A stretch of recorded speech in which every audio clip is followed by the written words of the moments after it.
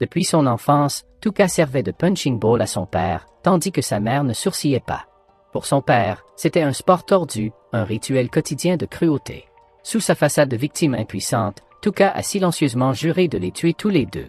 Dans le bus, Tuka est soudain réveillé par des rires.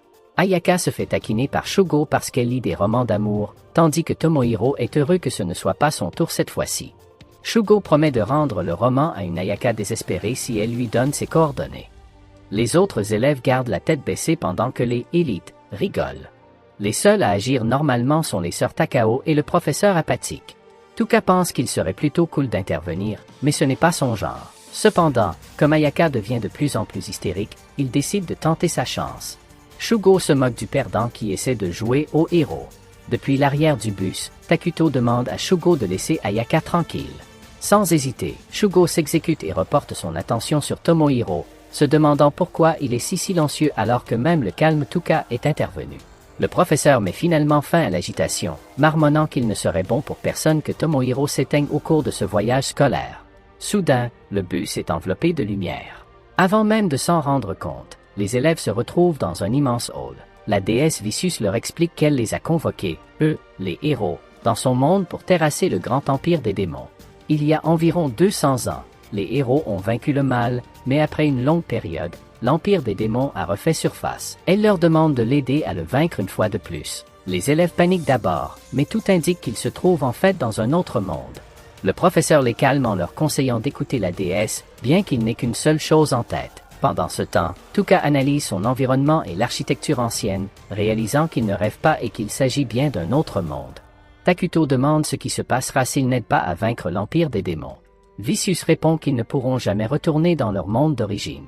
Pour y retourner, ils doivent effectuer un rituel d'invocation inversée, qui nécessite de l'essence de roi démon. Cette essence ne peut être obtenue qu'en battant le roi des démons. C'est très pratique. Ayaka se demande comment eux, simples humains, peuvent être utiles. La déesse explique qu'en les invoquant, ils ont acquis de nouveaux pouvoirs. Tuka sent que quelque chose cloche. Pour démontrer l'ampleur de leur pouvoir, la déesse appelle un chien démoniaque et l'oppose à un prisonnier. Le chien le décime en un instant. La déesse lance alors une boule de feu qui incinère le chien. Avant de poursuivre, la déesse veut révéler les compétences cachées en eux à l'aide d'une boule de cristal. Plus elle brille, plus leur rang est élevé. Alors que la boule de cristal passe à chaque élève, la lumière de Shugo brille très fort, faisant de lui un rang A. Il commence immédiatement à s'en vanter. Lorsque le stoïque Takuto s'avance, le cristal se brise sous l'effet de la quantité de mana qu'il y déverse, ce qui fait de lui un élève de rang S. La lumière d'Ayaka est tout aussi éblouissante, ce qui la place au même rang. La plupart des élèves sont très prometteurs et font preuve des puissantes capacités qui leur ont été attribuées. Quand vient le tour de Tuka, sa lumière est faible, de loin la plus faible. Elle est si faible que la déesse Vicious l'ignore complètement, faisant comme s'il n'existait pas. Même dans ce nouveau monde, Tuka se sent comme un déchet. D'un autre côté, Tomohiro, l'enfant constamment brimé, possède l'élément sombre, qui est considéré comme le plus fort de tous. Son attitude change radicalement lorsqu'il apprend cela. Chacun ouvre alors son écran de statut, qui représente son pouvoir en valeur numérique. Les statistiques de Tuka semblent être une cause perdue, avec des chiffres pitoyables comparés à ceux des autres. Sa compétence unique est d'infliger des status ailments. Les compétences uniques sont des capacités spéciales que seul cet individu peut utiliser, et les utilisateurs peuvent éveiller d'autres compétences uniques plus tard. Shugo, déjà agacé par les jappements de la déesse, exprime son impatience. Le professeur intervient, mais Shugo, qui est de rang A, le rejette sans ménagement, notant qu'il n'est que de rang D. La déesse Vicious révèle qu'il y a un autre rituel à accomplir, et elle demande à Tuka de s'avancer. Elle annonce que son rang est le plus bas de l'échelle, ce qui incite les autres élèves à le regarder de haut.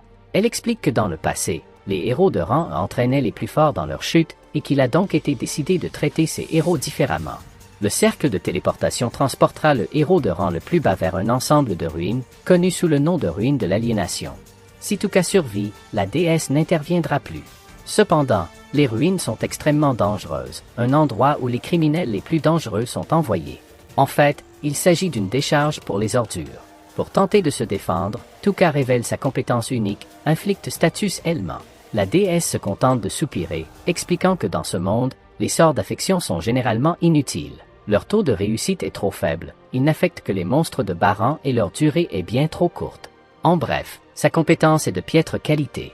Sentant le poids de l'injustice, Tuka proteste, criant à l'injustice. Avant qu'il ne puisse terminer, Takuto intervient et le fait taire. Ça suffit avec tes pleurnicheries, bas de gamme. Le reste de la classe suit l'exemple de Takuto. Alors que Tuka pense que Tomohira pourrait prendre son parti, en raison de la façon dont il l'a traité à l'école, on lui rappelle brutalement que même Tomohira le considère comme inférieur à lui, l'appelant « héros des poubelles ». La déesse Vicious lui donne une pochette à l'aspect pathétique comme objet unique. Lorsqu'il verse de la magie dans la gemme, celle-ci ne brille que faiblement, renforçant ainsi les moqueries. Ayaka est la seule à intervenir pour défendre Tuka, mais Vicious l'assomme pour garder le contrôle de la situation. Elle réaffirme que tout le monde ici est gagnant, sauf Tuka. Agacée et désespérée, Tuka utilise sa compétence de paralysie sur Vicious, mais elle échoue. Elle l'insulte à nouveau, qualifiant sa tentative de pathétique. Takuto teste son propre sort, qui est largement supérieur, ajoutant à l'humiliation de Tuka. Alors que les autres élèves multiplient les insultes, la déesse demande les derniers mots de Tuka. Se sentant seul et impuissant dans ce nouveau monde, Tuka se souvient de son enfance, lorsqu'il a développé un dédoublement de personnalité pour faire face à la situation. Cette autre partie de lui rappelait toujours d'arrêter de faire semblant d'être inoffensif et de montrer son vrai visage. Un sourire tordu se dessine sur le visage de Tuka, qui regarde Vicious et les autres. « Je vous souhaite à tous de pourrir en enfer », dit-il d'une voix froide et posée. « Si je reviens vivant, je viendrai vous chercher. » Dans les ruines sombres et inquiétantes, Tuka ne doit son salut qu'à la faible lumière de la gemme contenue dans sa pochette. Les ombres lui jouent des tours. Soudain, une créature se jette sur lui et Tuka s'élance instinctivement. La puissance brute et l'hostilité du monstre sont écrasantes, et pour la première fois, il ressent une véritable terreur mêlée de frustration. Comment cela a-t-il pu être son destin? Est-il vraiment destiné à mourir ici, jeté comme un déchet? Alors que Tuka sprinte pour sauver sa vie, son esprit s'emballe. Il se souvient des rires moqueurs de ses camarades de classe, du regard méprisant de la déesse et des ricanements de tous ceux qui l'ont rabaissé. Un désir brûlant de puissance monte en lui. Il serre les poings et, presque désespérément, lance son sort de paralysie.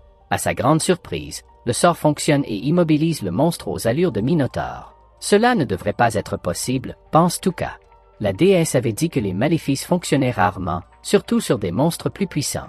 Mais ce Minotaure n'était vraiment pas faible. S'agissait-il d'un miracle? Il ne perd pas de temps à réfléchir. Il continue de courir, mais tombe bientôt sur une autre créature, une cocarde. Le désespoir et la détermination se mêlent dans son cœur et il lance à nouveau la paralysie. Une fois de plus, le sort fonctionne. Il se rend compte que ce n'est pas seulement de la chance. Sa magie est peut-être différente, unique dans ce monde. Haletant et vidé, il consulte son écran d'état. Il n'a plus de points de mana. Avec le reste de son énergie, il lance un sort de poison sur la cocatrice, observant la magie toxique qui ronge lentement la créature. L'épuisement le frappe, mais il éprouve un sentiment tordu de satisfaction. Sa magie est plus puissante que la déesse ne l'avait laissé croire. C'est alors que la paralysie du Minotaure se dissipe et qu'il fonce sur lui avec une fureur renouvelée. Le corps de Tuka hurle de protestation, mais son esprit est un tourbillon de rage et de détermination. Il se souvient du mépris de la déesse, des sévices subis dans son enfance et de la trahison de tous ceux qui lui ont fait du tort. « Je ne mourrai pas ici », murmure-t-il en serrant les dents. « Je survivrai. Je tuerai tous ceux qui se sont moqués de moi. Je me vengerai. » Tuka a utilisé son mana sur la déesse, le Minotaure et la tête d'oiseau, et 2 fois sur la gemme de lumière. Il ne lui reste plus aucun point de mana, à l'exception de son PM inné. Tuka se demande ce qui se passera s'il utilise tous ses PM, et doute d'en avoir assez pour sortir des ruines. Il lance « paralysé », mais un message système dans sa tête l'informe qu'il ne peut pas utiliser la même compétence sur la même cible consécutivement, alors il met le Minotaure en « sommeil » et lance ensuite « poison ». À chaque utilisation au-delà de ses PM, Tuka est de plus en plus fatigué. Avec une horde de têtes d'oiseaux qui marche dans sa direction, il doit miser tout ce qu'il a. Il se demande s'il n'aura pas épuisé ses PM intérieurs avant que tous les monstres ne soient morts. Tuka commence à lancer, paralysé, perdant peu à peu conscience. Mais il y a encore plus de monstres.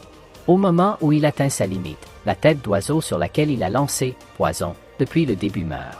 Il bénéficie d'une montée de niveau massive et récupère instantanément ses PM, ce qui lui permet de paralyser les minotaures qui lui foncent dessus.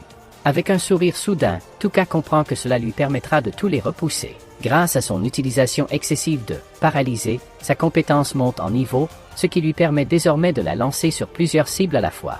Il n'a pas manqué d'infliger une maladie d'état une seule fois, conservant un taux de réussite de 100%, à l'exception de la tentative sur la déesse. Il fait ensuite le tour des monstres paralysés pour leur infliger du « poison », ce qui lui permet d'augmenter le niveau de cette compétence. Tuka a réussi à créer une ferme de XP. En ouvrant son écran de statut, il constate que son niveau multiplie ses statistiques initiales, ce qui se traduit par une quantité anormale de PM. Un autre monstre meurt, et ses statistiques augmentent. L'étage entier commence à être anéanti, et le niveau de Tuka augmente de façon exponentielle. Il augmente également sa compétence, sommeil. Tuka est maintenant certain de pouvoir survivre à ces ruines et de prendre sa revanche. Alors qu'il est sur le point de s'attaquer à la meute suivante, les monstres tremblent de peur et s'enfuient. Trouvant un squelette déchu, Tuka récupère ce qu'il peut et fait une prière silencieuse. Devant lui, de puissants monstres gardent leur territoire au milieu de nombreux cadavres. Mal nourri et désespéré, Tuka hésite, souhaitant de la nourriture. Se souvenant des monstres tués, sa seule source de nourriture potentielle, il rebrousse chemin à contre-cœur. Son estomac gargouille. Il tente de tailler dans un minotaure, mais l'armure de ce dernier s'avère impénétrable. Se concentrant sur l'œil, qui suinte pourtant d'acide, Tuka prend une bouchée, qu'il recrache avec dégoût, c'est immangeable. Survivre à ce donjon semble impossible. Il remarque que la gemme de son sac change de couleur, révélant un butin surprenant, du bœuf séché et une canette de coca. Mystérieux quant au fonctionnement du sac, Tuka se demande s'il pourra lui en apporter d'autres.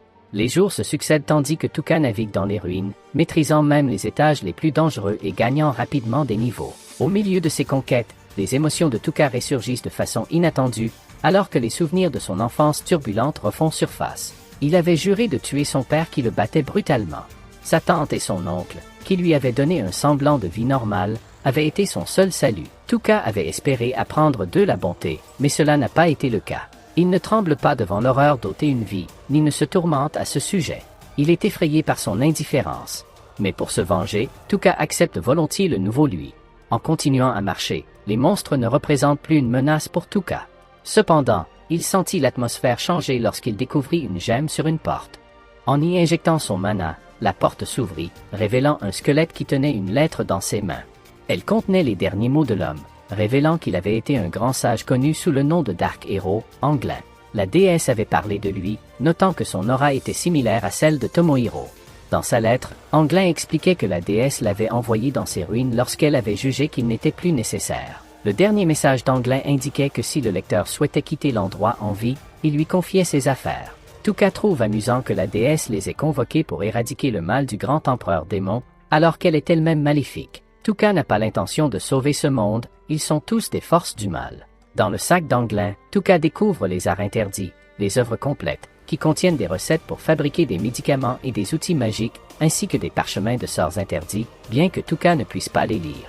Soudain, il tomba sur une page ensanglantée portant un avertissement, « Méfiez-vous du mangeur d'âmes ». Trouvant une porte qui semble mener à la surface, Tuka se rend compte qu'il a besoin d'un objet pour l'ouvrir.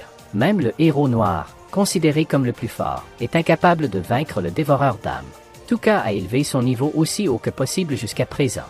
Au détour d'une rue, il rencontre une créature au visage pâle portant une gemme sur le front. Il tente de lancer, paralysé, mais il est rapidement frappé par un rayon. Il reconnaît immédiatement qu'il s'agit du mangeur d'âmes. Il réagit plus vite qu'il ne peut le faire. Alors qu'il se demande s'il doit continuer à monter en niveau, les murs s'ouvrent soudain et le mangeur d'âmes vole vers lui, sans toutefois l'attaquer. Au lieu de cela, il se met à cracher de la bouillie rose et à invoquer des aventuriers vaincus, apparemment amusés par les réactions de Tuka. Traversant un autre mur, il ouvre les yeux et rit. Tuka tente de paralyser la gelée rose, mais ne peut se résoudre à lancer du poison, car la gelée ressemble trop aux humains.